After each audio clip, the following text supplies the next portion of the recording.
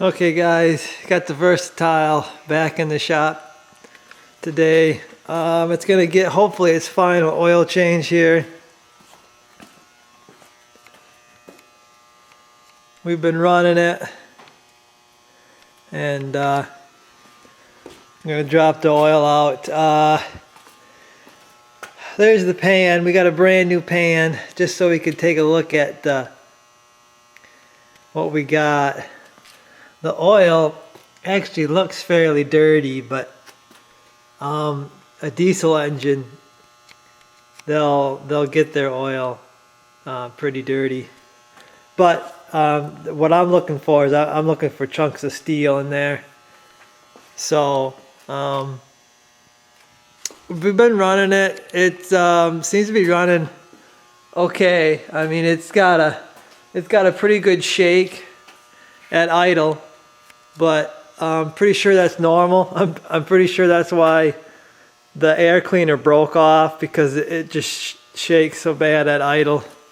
It's a 4-cylinder, so I'm not sure they can't get it balanced right or what, but good oil pressure, idle and revving it up, warm, cold. It's got good oil pressure. So anyway, I believe we stopped a lot of the leaks. We got a few leaks yet, but we stopped, I believe, that major leak that we had, so I'm pretty happy with that.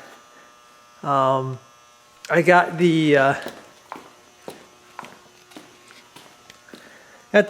drain plug right there. It's got a few chunks on it, steel, but it ain't too bad. I also got the filter there. I'm gonna dump that out in the pan, take a look and see what's in there.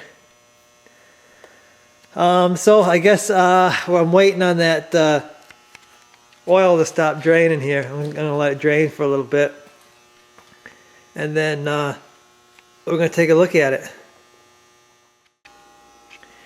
Okay guys, so I checked the oil out, and although it does look dirty, it is very clean. I cannot find really much of anything for debris in this. So this will be the final oil change that we do. I mean, it is really nice looking. Okay, so what am I going to put in place of that? Well, here's what I'm going to use. Mobile Delvac, same stuff we use on all of our diesel tractors, semis. I'm also going to put a quart of Lucas in there. And then, of course, a good oil filter. That's a CarQuest one. I believe it's a little over 2 gallon that goes in this thing, if I remember right. So we'll drop this in there, seal it up, and then that will be it for the motor on this thing, unless it starts making some noise or smoking or something. Okay guys, so I filled this filter up with oil. You're going to want to take a little bit of that oil and put it on the seal of your filter before you put it up there. Okay, so I got the new oil filter in place, and like I said, you want to oil up your new ring or your new seal, and then you're going to want to wipe off the sealing surface of this filter. And you're going to also want to make sure that when you took the oil filter off, the gasket ain't stuck on there. So you got to make sure you do that, guys. One thing I saw the other day on a video is somebody used an oil filter wrench to tighten up the oil filter, the new oil filter, to tighten it up. Guys, don't do that. That is not what this wrench is for. This wrench is for taking the oil filters off.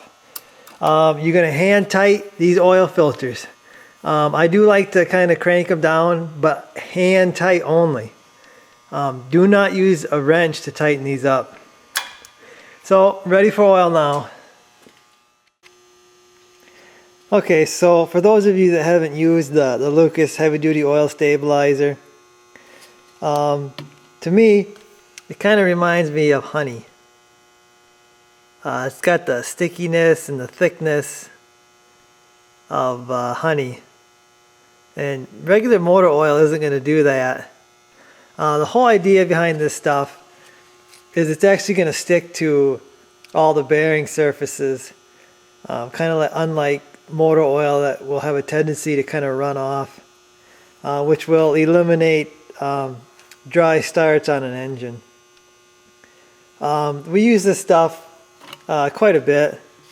I can't show you a tore down engine where this stuff, you know, actually helped or didn't help. You're either going to trust the brand or you're not going to trust the brand. And I trust the Lucas brand to do what they say it's going to do. So that's it for the oil change, guys. All I got to do is fire this thing up, pressurize the system.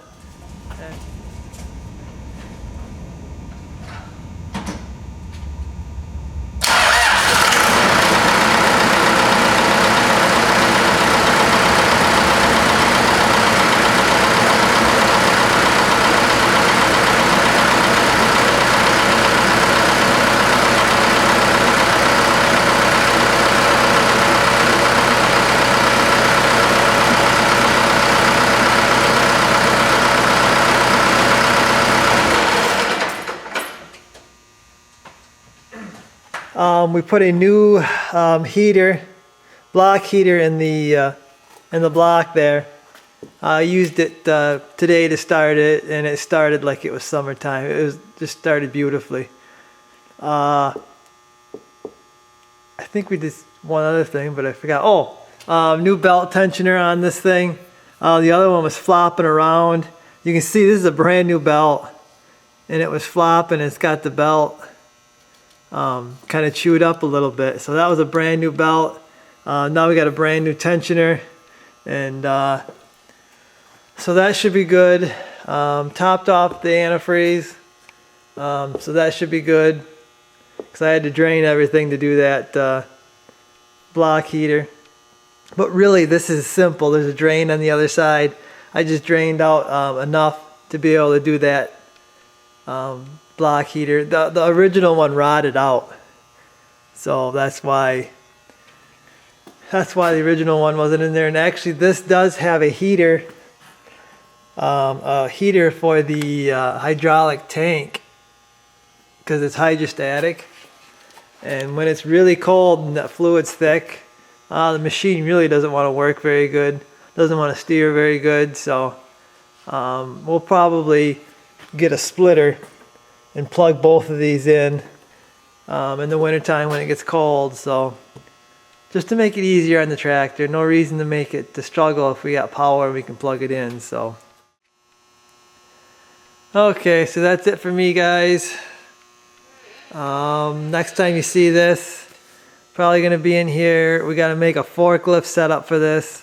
This has like a quick attach deals for the bucket and stuff. We'll have to make our own quick attach, because we need a forklift out at the moss bed. Right now we're using the Clark that I put the engine in, but that needs to come back here because I need a forklift in here. I can't do a lot of the stuff I want to do because I ain't got a forklift. So we'll be making some forklift tines for this thing. So I guess that's it, guys. I'll see you in the next one.